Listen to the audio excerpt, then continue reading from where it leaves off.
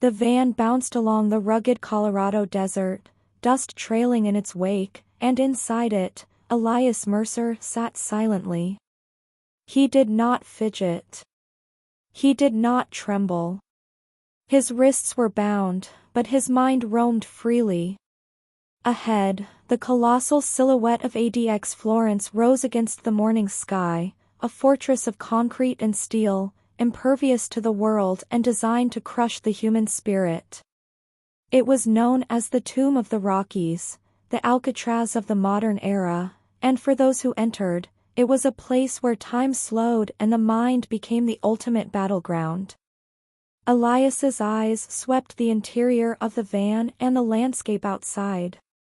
Every crack in the road, every sun-bleached rock, every shadow cast by the towering walls of the prison became part of his mental map. He noted the way the guards moved, the sound of boots on gravel, the faint hum of machinery behind the walls, the rhythm of the wind against reinforced steel. Nothing escaped him. Everything was data, and data was power. When he stepped through the massive gates and entered his cell, he was confronted by what others saw as isolation and emptiness: a 7x12 room of concrete, a narrow steel bed, a metal sink, and a window slit that allowed only a strip of light to fall on the floor. There was no companionship, no warmth, no distraction, no reprieve. Most men succumbed quickly to despair in this place, their minds fraying under the relentless stillness. Elias, however, closed his eyes and began to listen. The faint hum of electricity behind the walls, the hiss of hydraulic doors far down the corridor, the subtle vibrations that preceded the opening of a lock, he absorbed it all. He counted the seconds between door locks, memorized the subtle pitch changes in the guard's footsteps, and recorded the flicker of the fluorescent lights with meticulous precision. Where the prison sought to break him, he was beginning to understand it. Within days, Elias had mapped his cell's relationship to the surrounding halls entirely in his mind. He knew the timing of meals, the rotation of guards, the pattern of lights and machinery. Every repetition was a clue, every routine a blueprint waiting to be read. Most men would see this as a cage. Elias saw it as a challenge. And he smiled, for the first time in his life, in a place where most smiles died within hours. Days turned into a monotony of silence and thought.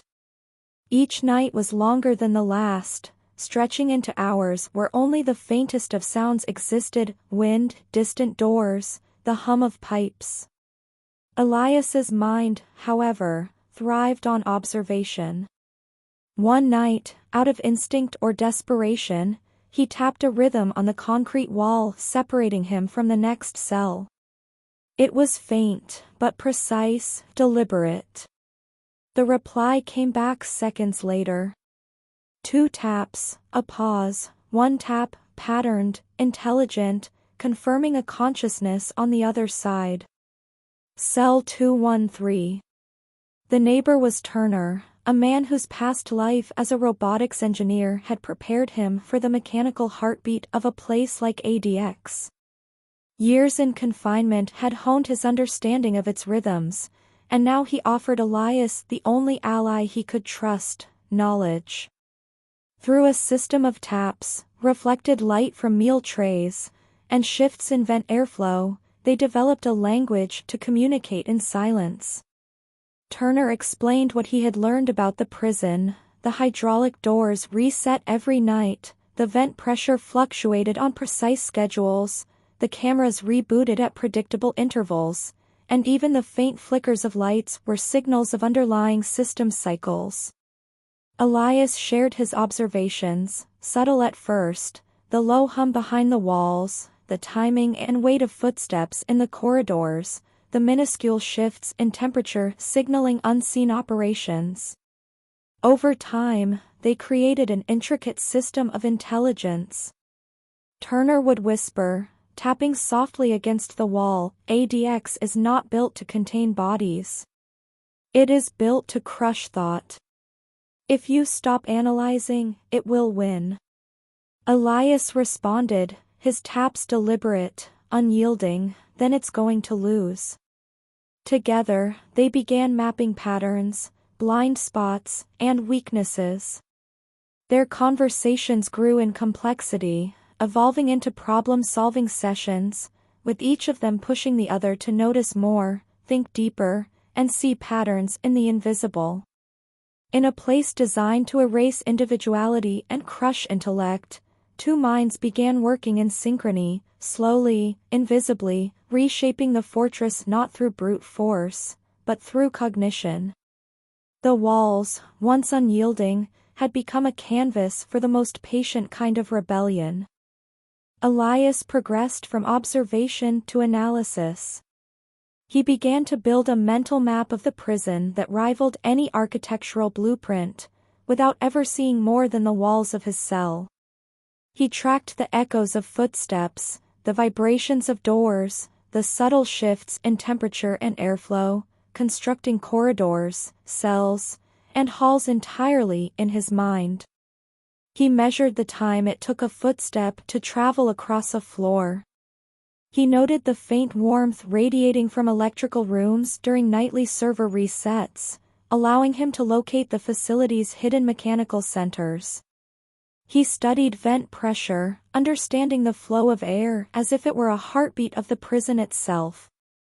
Meal deliveries, water pipes, machinery vibrations, all became points of data.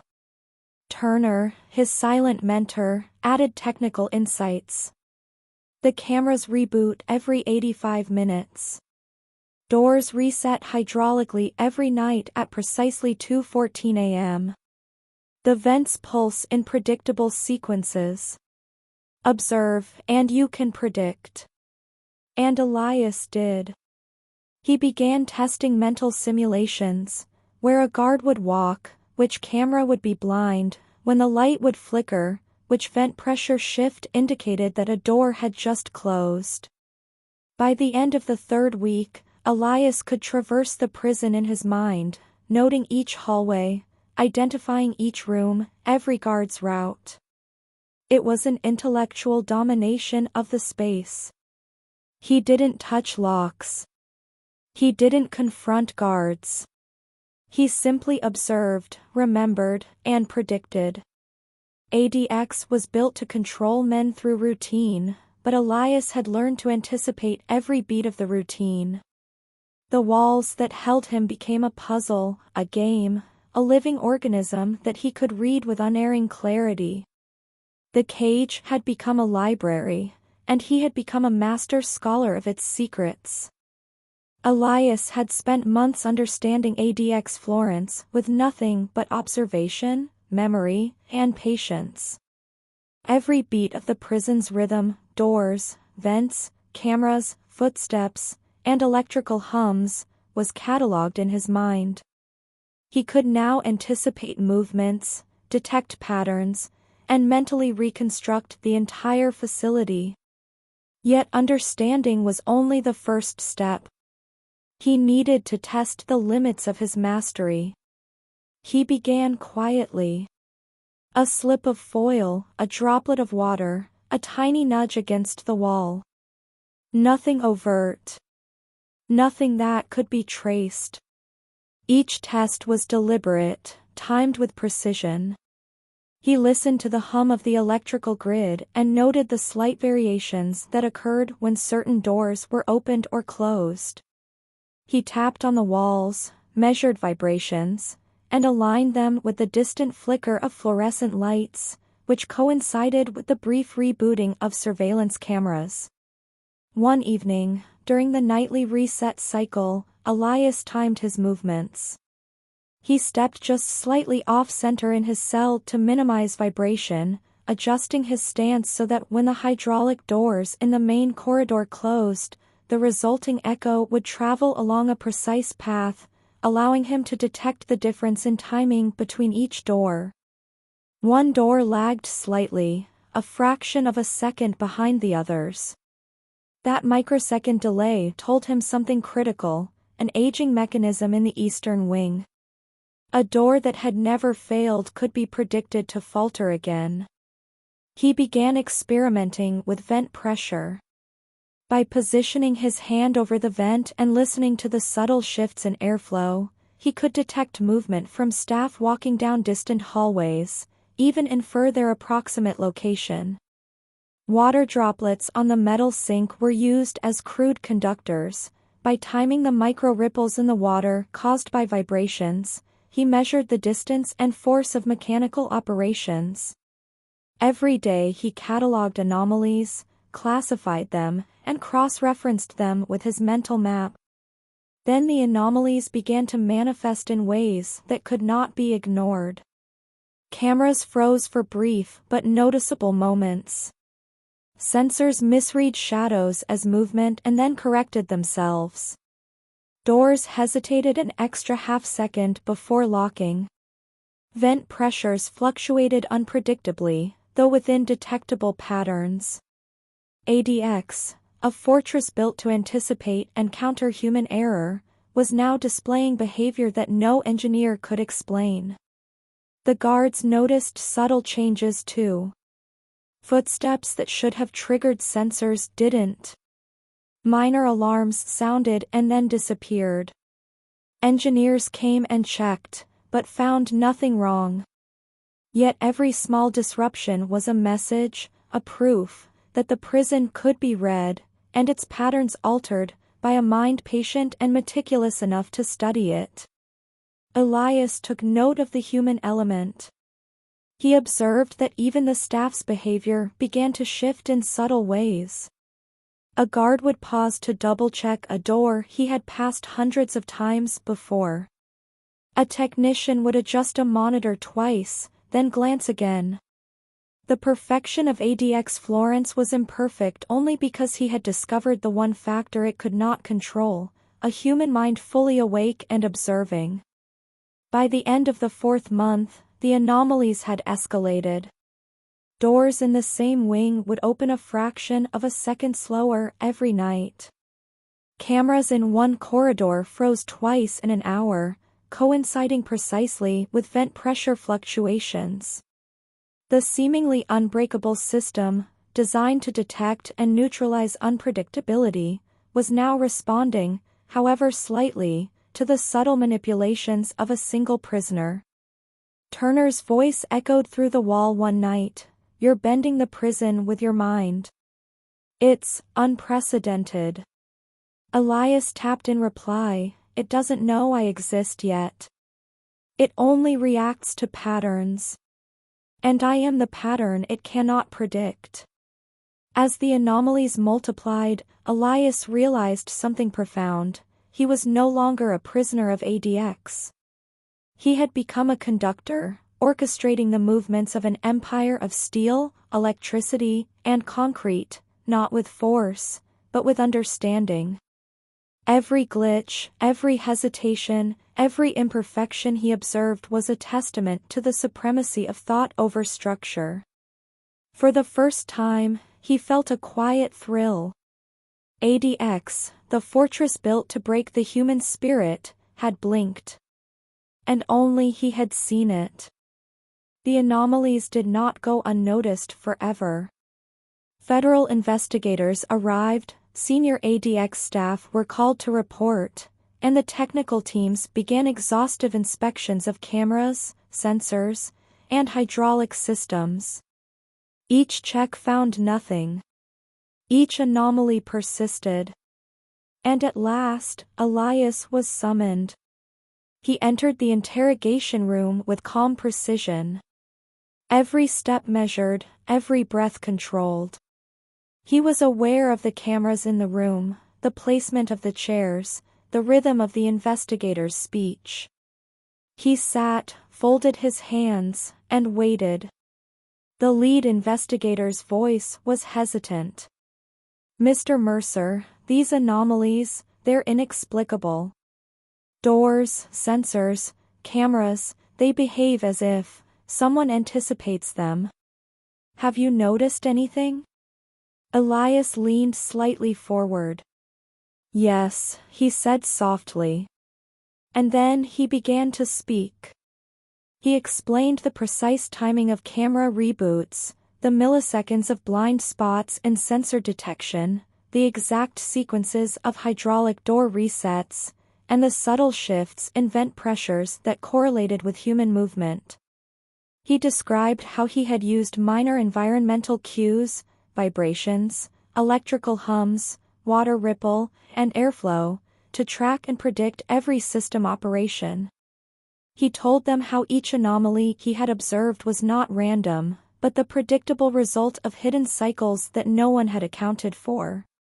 The investigators' disbelief grew with every sentence. You've observed all of this, from a single cell," one of them asked, incredulous. "I didn't fight the system," Elias replied. "I studied it. I anticipated it. I understood it better than it understood itself." In the following days, he was subjected to tests. Technicians intentionally recreated doors and sensor delays to see if his predictions would match. They did. Every calculation was precise, every observation accurate. ADX Florence had never encountered a mind capable of mapping and predicting its every movement from within a solitary cell. His insights were integrated into the prison's operations. Surveillance systems were recalibrated, sensors upgraded, doors re-engineered, and staff trained in new patterns of operation. Yet no one could comprehend fully how Elias had achieved what he did. He had not escaped, yet he had conquered the prison. He had not destroyed, yet he had forced the fortress to react to him. Elias spent his final days inside the observation unit, walking the corridors he had known so well. He paused at doors, listened to vents, felt the hum of electricity beneath his feet. He reflected on every pattern he had uncovered, every anomaly he had studied. ADX Florence, a prison that had never blinked, now existed partially within his mind, and he walked it as though it were his own. He understood then the greatest truth of all: no matter how secure the walls, no matter how complex the locks, no matter how sophisticated the surveillance, a mind disciplined, observant, and patient could read the prison, anticipate it, and bend it to its will. Some men break out. Some escape physically. Elias Mercer did something far greater. He broke into the mind of ADX Florence itself. And in doing so, he proved an immutable law: intelligence is stronger than steel, observation is sharper than surveillance, and the human mind, when fully awake, is the only force that no fortress can contain. He left ADX, unchained not by law, but by mastery. He carried no weapons, no tools, no hacks, only thought. And thought, he realized, was stronger than any door, any camera, any lock. The fortress had been humbled, not by force, but by one singular human mind.